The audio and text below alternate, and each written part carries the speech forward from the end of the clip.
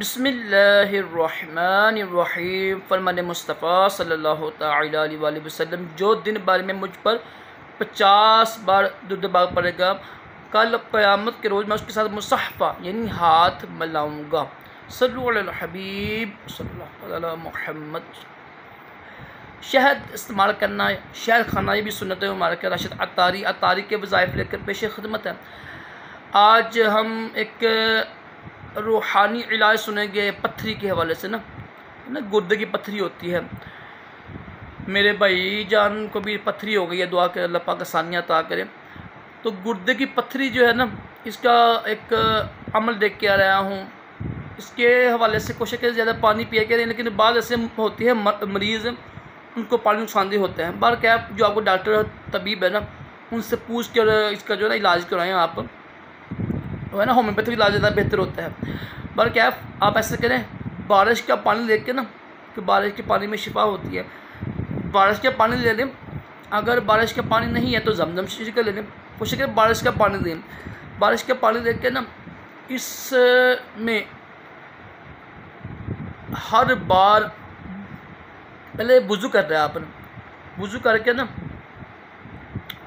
बिस्मिल्लाहिर्रहमानिर्रहीम पढ़नी है एक मरतबा, और सूरत अलम नशरह ये पढ़कर दम करें, फिर बिस्मिल्लाह शरीफ पढ़ें, फिर सूरत अलम नशरह पढ़ के तो 11 मरतबा पढ़ना आपने है, और दम करके रख दें।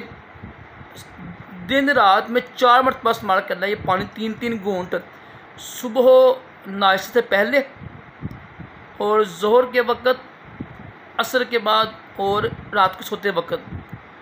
और जब भी पानी पीना है ना 3 घूंट, तो पीने से पहले 7-7 मरतबा दुरूद इब्राहिम पढ़ना, यानी अव्वल आखिर दुरूद इब्राहिम पढ़ के 7 मरतबा फिर इस्तेमाल कीजिएगा।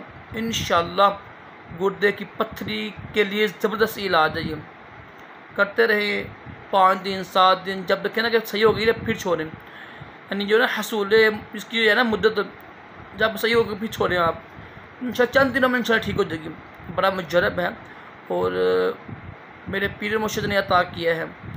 मौलाना इलियास अतार कादरी जो दाऊद इस्लामी के अमीर हैं, उन्होंने बशरा लिखा अपने अरसाले बीमार आबद में।